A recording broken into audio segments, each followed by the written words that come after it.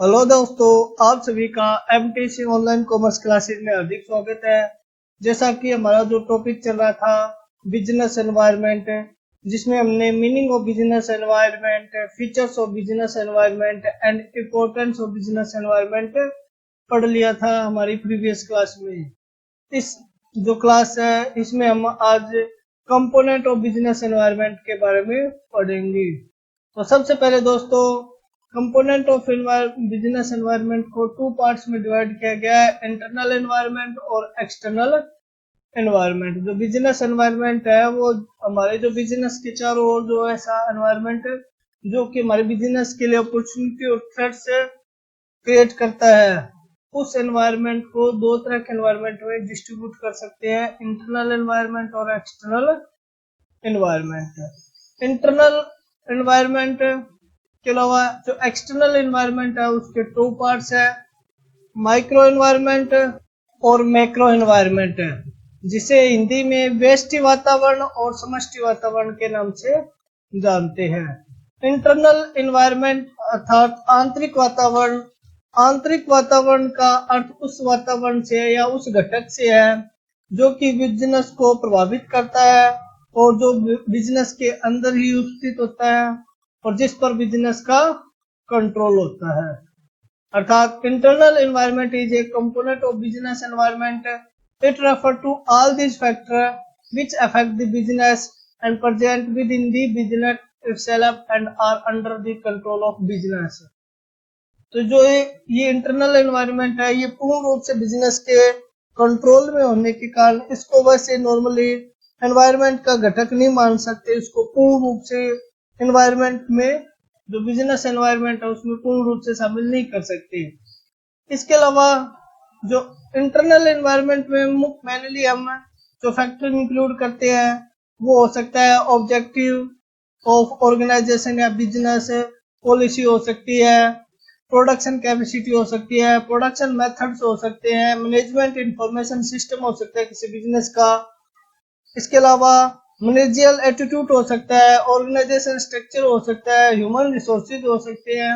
इस तरह के ये सारे जो फैक्टर्स है वो एक इंटरनल एनवायरनमेंट में शामिल किए जाते हैं, जैसे कि value system, vision, mission and objective, organisation structure, corporation structure, human resources, physical resources and technology. जो हमारे रिसोर्सेज है वो इस पे शामिल किए जाते हैं। ये इंटरनल एनवायरनमेंट का पार्ट है। नेक्स्ट जो है वो है एक्सटर्नल एनवायरनमेंट। एक्सटर्नल एनवायरनमेंट भी एक बिजनेस का इंपॉर्टेंट कंपोनेंट है। इसका अर्थ उस फैक्टर से है जो कि अफेक्टेड करता है बिजनेस को एंड प्रेजेंट होता है outside the business and business has no control over this factor. अर्थात इस पे बिजनेस का कोई कंट्रोल नहीं होता। ऐसा वातावरण जो बिजनेस से बाहर उपस्थित होता है, जो बिजनेस के आउटसाइडर होता है और जिस पे बिजनेस का कोई कंट्रोल नहीं होता, उस एनवायरनमेंट को एनवायरनमेंट कहते हैं। एक्सटर्नल एनवायरनमेंट है वो दो प्रकार का है, micro environment and macro environment. Micro environment it refer to all these factor which are closely related with business and influence each industrial unit differently। It also know operating environment है, अर्थात ऐसा वातावरण जो बिजनेस से closely related होता है और जो बिजनेस को प्रभावित करता है। अर्थात ऐसा एनवायरनमेंट जो हर अलग अलग यूनिट को अलग अलग तरीके से प्रभावित करता है वो माइक्रो एनवायरनमेंट कहलाएगा। इस एनवायरनमेंट में जो कंपनी सप्लायर्स है, कस्टमर्स है, इंटरमीडिएट है, कंपटीटर है, पब्लिक है, इनको शामिल किया जाता है। इस एनवायरनमेंट को हम ऑपरेटिंग एनवायरनमेंट के नाम से भी जानते हैं। तो जो ये एनवायरनमेंट है वो सारा माइक्रो एनवायरनमेंट होगा। माइक्रो एनवायरनमेंट का बिजनेस से क्लोजली रिलेटेड होगा और ये बिजनेस की जो इंडस्ट्रियल यूनिट है, ईच इंडस्ट्रियल यूनिट को वो डिफरेंटली प्रभावित करेगा। अर्थात अगर एक कंपनी के सप्लायर्स है उसका माल सप्लाई करने से इनकार कर देते हैं तो वो केवल उसी कंपनी को प्रभावित करेंगे जिस कंपनी का माल सप्लाई करने में उन्होंने बंद किया है। इसी तरह जो कस्टमर है वो भी हो सकते हैं अलग अलग तरीके से, जैसे गवर्नमेंट हो सकती है कस्टमर से, जो हाउस होल्डर है वो कस्टमर हो सकते हैं, इंडस्ट्री है वो कस्टमर हो सकती है, इसके अलावा कॉमर्शियल एंटरप्राइजेज है वो भी किसी बिजनेस के कस्टमर हो सकते हैं। तो अगर उनमें से मान लो अगर गवर्नमेंट ने हमारे से माल खरीदना बंद कर दिया तो हमारे बिजनेस पे इफेक्ट पड़ेगा, क्योंकि अगर एक जो हमारे अलग अलग कस्टमर हैं उनमें से अगर कुछ कस्टमर ने हमसे माल लेना बंद कर दिया तो हमारा ही बिजनेस को इफेक्ट होगा, अदर बिजनेस पे का कोई इफेक्ट नहीं होगा। इसी तरह पब्लिक, अगर पब्लिक हमारे जो प्रोडक्ट है उसके अनफेवर में आ जाती है तो भी हमारे लिए ये घातक होगा। कंपटीटर है अगर वो हमारे से अच्छा प्रोडक्ट मार्केट में लॉन्च कर देती है सस्ती कीमतों पे तो हमारे प्रोडक्ट को नुकसान होगा। तो ये जो हमारे से क्लोज रिलेटेड एनवायरनमेंट है, तो ये एक जो जिस बिजनेस के लिए ऐसा एनवायरनमेंट क्रिएट होता है उसी को इफेक्टेड किया जाता है। सेकंड है मैक्रो एनवायरनमेंट अर्थात समष्टि वातावरण। It refers to all these factors which have a distant relation with business and influence all business units almost in the same way and same time। अर्थात ऐसा वातावरण जिससे जो व्यवसाय का है वो दूर का संबंध होता है और जो वातावरण हर बिजनेस यूनिट को सेम वे और सेम टाइम प्रभावित करता है, इसको जो जनरल एनवायरनमेंट के नाम से भी जानते हैं। In this business environment include economical environment, social environment, legal environment, technical environment and political environment। ये इस environment में शामिल किए जाते हैं और जो कि decision making and improving the performance of enterprises के लिए जरूरी होते हैं। तो सबसे पहले अगर जब हम इकोनॉमिक एनवायरनमेंट की बात करें तो वो भी वातावरण किसी बिजनेस को प्रभावित करता है। ये जो इकोनॉमिक एनवायरनमेंट है वो एक तरह से मैक्रो एनवायरनमेंट का पार्ट है जो कि ऑल जो इंडस्ट्रीज है उनको इफेक्टेड करता है। इकोनॉमिक एनवायरनमेंट में किसी देश में जो इकोनॉमिक सिस्टम विद्यमान होता है, इकोनॉमिक पॉलिसी विद्यमान होती है, इकोनॉमिक कंडीशन विद्यमान होती है, वो सारी इंक्लूड की जाती है। इकोनॉमिक एनवायरनमेंट है वो एक बिजनेस के लिए खतरे भी पैदा कर सकता है या अपॉर्चुनिटी भी क्रिएट कर सकता है और जो थ्रेट्स है वो भी क्रिएट कर सकता है। इकोनॉमिक एनवायरनमेंट में normally interest rate, inflation rate, change in disposal income of people, stock market indicator and value of rupees, ये सारे इंक्लूड किए जाते हैं जो कि बिजनेस को अफेक्टेड करते हैं। जैसे इकोनॉमिकल एनवायरनमेंट की अगर बात करें, अगर किसी पर्सन की इनकम में चेंज हो जाता है तो गुड्स की डिमांड बढ़ जाती है। इसी तरह इंटरेस्ट रेट बढ़ जाता है तो डिमांड ऑफ गुड्स कम हो जाती है, क्योंकि इंटरेस्ट रेट ज्यादा होने के कारण लोगों के जो लोन लेने की इच्छा है वो कम हो जाएगी, अर्थात तो लोन लेना कम कर देंगे जिससे डिमांड ऑफ गुड्स है वो डिक्रीज हो जाएगी। सेकंड जो एनवायरनमेंट होता है मैक्रो एनवायरनमेंट में वो सोशल एनवायरनमेंट आता है।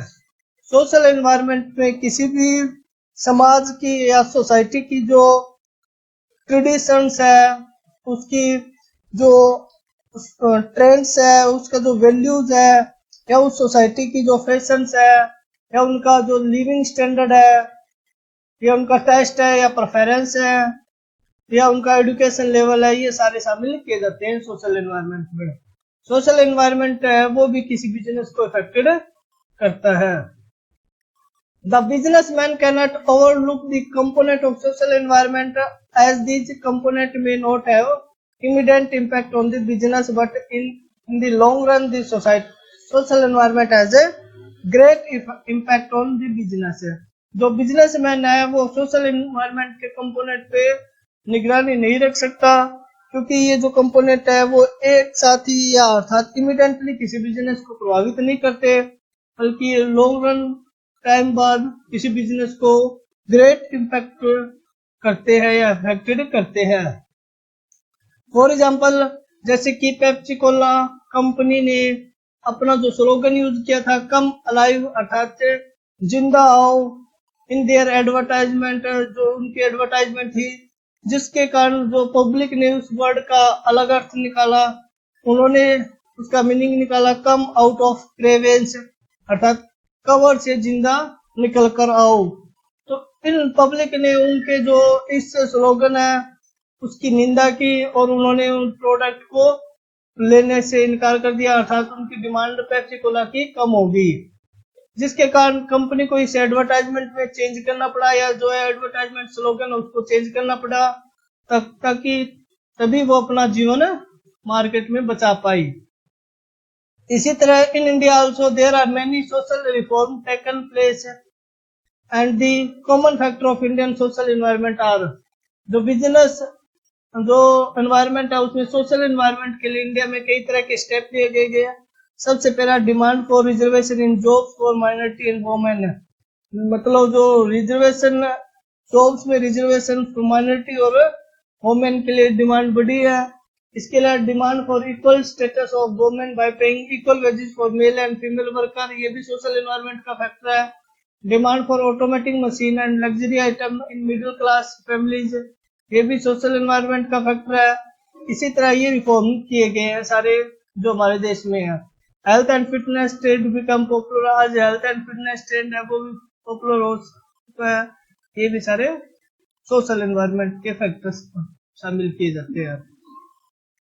इसी तरह अगर पॉलिटिकल एनवायरनमेंट की बात करें हम, पॉलिटिकल एनवायरनमेंट में किसी भी देश की जो गवर्नमेंट है वो अफेक्टेड करती है, जैसे किसी देश की गवर्नमेंट की किस तरह की पावर है, एटीट्यूड ऑफ गवर्नमेंट किस तरह का है toward different group of societies, मतलब जो एटीट्यूड है गवर्नमेंट का अलग अलग ग्रुप ऑफ सोसाइटी के प्रति वो कैसा है, गवर्नमेंट की पॉलिसी किस तरह की है, ये सारे फैक्टर पॉलिटिकल एनवायरनमेंट में आते हैं। अर्थात उस देश की राजनीतिक कंडीशन कैसी है, वो गवर्नमेंट है स्थायी गवर्नमेंट है या शांत प्रिय गवर्नमेंट है या सरकार है वो अलग अलग बिजनेस के प्रति कैसा रवैया रखती है, वो सारे शामिल किए जाते हैं।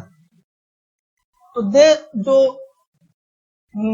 पॉलिटिकल एनवायरनमेंट है वो भी किसी बिजनेस को ग्रेट इम्पैक्ट या प्रभावित करते हैं। बिजनेसमैन को इस एनवायरनमेंट को भी स्कैन करना जरूरी है केयरफुली। फॉर एग्जांपल 1977 में जब जनता गवर्नमेंट पार्टी पावर में आई थी तो उसने पॉलिसी बनाई थी कि फॉरेन कंपनी को भारत में व्यापार नहीं करने दिया जाएगा, उनको वापिस भेज दिया जाएगा। एज ए रिजल्ट जिसके कारण कोका कोला कंपनी है वो क्लोज होगी और उसने भारत का जो भारत से बिजनेस है वो बंद कर दिया। इसी तरह कुछ फैक्टर और भी है जो कि पॉलिटिकल एनवायरनमेंट से रिलेटेड है, जैसे कि गवर्नमेंट ने हैदराबाद को आईटी सेक्टर बूस्टिंग करने के लिए प्रयास किए, अर्थात राजनीतिक रुचि के कारण ही हैदराबाद को साइबराबाद के नाम से जाना जाने लगा, क्योंकि उन्होंने वहां पे इंफॉर्मेशन टेक्नोलॉजी सेंटर का हब बना दिया था, जिसके कारण हैदराबाद भी साइबराबाद के नाम से जाने लग गया।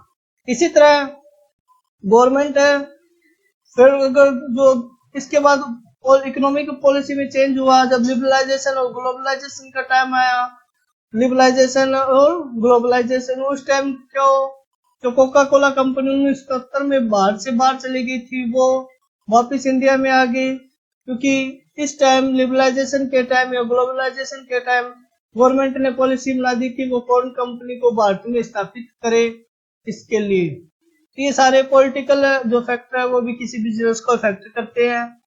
तो पॉलिटिकल एनवायरनमेंट में कुछ फैक्टर है, वो मुख्य जो घटक है वो है present policy system, constitution of country, profile of political leaders, जो प्रोफाइल किस तरह का पॉलिटिकल लीडर्स का, गवर्नमेंट इंटरवेंशन कितना है, फॉरेन पॉलिसी ऑफ गवर्नमेंट क्या है, value and ideology of political party क्या है, ये सारे फैक्टर है वो पॉलिटिकल एनवायरनमेंट में इंक्लूड किए जाते हैं।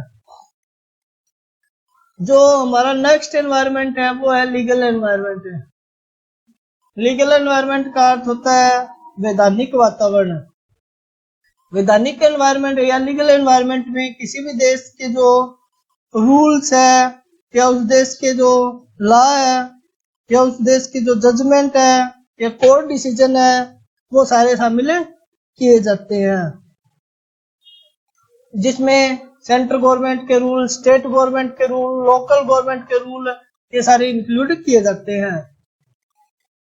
ये भी किसी बिजनेस को इफेक्ट कर सकते हैं। There are an educate knowledge of rule and regulation frame by government is a pre acquisition for better business performance है। मतलब किसी भी देश की गवर्नमेंट है वो रूल एंड रेगुलेशन तैयार करती है किसी बिजनेस को चलाने के लिए। वो रूल रेगुलेशन किस तरह के है, कितने कठोर है, ये सारे बिजनेस को इफेक्टेड कर सकते हैं। जैसे कि भारत में जो कंपनी एक्ट 2013 कंपनी के लिए स्थापित है, इंडस्ट्रियल डेवलपमेंट या इंडस्ट्रियल एक्ट 1951 प्रेजेंट है, जिसको डेवलपमेंट एंड रेगुलेशन एक्ट के नाम से भी जानते हैं। Foreign exchange management act and import and export control act 1947 जो एक्ट है, ये इंपोर्ट एक्सपोर्ट के लिए जो लीगल एनवायरनमेंट तैयार किया गया है। फैक्ट्री एक्ट 1948 फैक्ट्री के लिए, ये भी लीगल एनवायरनमेंट का पार्ट है। ट्रेड यूनियन एक्ट 1926 है। वर्कमैन कंपनसेशन एक्ट 1923 है। इंडस्ट्रियल डिस्प्यूट एक्ट 1947 है। Consumer protection act 1986, competition act 2002, ये सारे जो है वो लीगल एनवायरनमेंट के पार्ट है और जिसको टाइम पार्लियामेंट के द्वारा अमेंडेड किया गया है टाइम टू टाइम। ये भी एक बिजनेस के लिए इफेक्टेड कर सकती है। जैसे कि गवर्नमेंट ने अलग अलग और जो पॉलिसीज तैयार कर रखी है या जो गवर्नमेंट ने नियम बना रखे है, जैसे कि द एडवर्टाइजमेंट ऑफ अल्कोहल है, वो जो अल्कोहल की एडवर्टाइजमेंट है वो पूर्ण रूप से बंद है, अर्थात एडवर्टाइजमेंट है उस पे चेतावनी वाली होनी चाहिए। एडवर्टाइजमेंट फुल्ली रूप से जो चेतावनी पूर्ण होनी चाहिए कोई भी अल्कोहल की है। इसी तरह सिगरेट की जो एडवर्टाइजमेंट करेंगे या उसकी पैकेजिंग पे cigarette smoking is injurious to health है, इस तरह की वार्निंग लिखना जरूरी है। ये लीगल एनवायरनमेंट की फैक्टर है। इसी तरह बेबी फूड की जो एडवर्टाइजमेंट करते समय ये इंफॉर्मेशन देनी जरूरी है कि मदर मिल्क है वो बेस्ट है, ये भी बताना जरूरी है जब भी अगर बेबी फूड के कोई ऐड की जाए तो ये सारे रूल्स एंड रेगुलेशन बने हुए हैं किसी भी देश की जो कि लीगल एनवायरनमेंट के पार्ट है। जो नेक्स्ट है वो टेक्नोलॉजी एनवायरनमेंट है, अर्थात तकनीकी वातावरण। टेक्नोलॉजी एनवायरनमेंट भी किसी बिजनेस को इफेक्ट करता है। Technology environment refer to changing taking place in the method of production, use of new equipment and mechanisation to improve the quality of product. अर्थात टेक्निकल एनवायरनमेंट का अर्थ उस एनवायरनमेंट से है जो कि मेथड ऑफ प्रोडक्शन से रिलेटेड है, यूज ऑफ न्यू इक्विपमेंट से रिलेटेड है या मशीनरी से रिलेटेड है या प्रोडक्ट की क्वालिटी इंप्रूवमेंट से रिलेटेड है। ये बिजनेस से क्लोजली रिलेटेड होते हैं और ये बिजनेस को इफेक्ट करते हैं क्योंकि जो आज का एनवायरनमेंट है वो इनोवेशन का एनवायरनमेंट है। उसमें कस्टमर को सेटिस्फाई करने के लिए या कस्टमर की वांट्स के लिए अलग अलग इनोवेशन होते रहते हैं, जिसके कारण हमारे बिजनेस को इफेक्ट किया, हमारे बिजनेस को इफेक्ट होना पड़ता है। The economical environment, technical environment में हम मेनली इंक्लूड कर सकते हैं उस देश की प्रोडक्शन के टाइम जो टेक्निक यूज होती है। जैसे पहले जो कार्बन पेपर यूज होता था उसकी जगह फोटोकॉपी मशीन ले ली। पहले जो घड़ियां यूज होती थी उनकी जो जगह वो डिजिटल घड़ियों ने ले ली। ये सारे ही जो टेक्निकल फैक्टर है वो शामिल किए जाते हैं। तो थैंक यू दोस्तों, आज की क्लास में हम यही पढ़ेंगे। Next class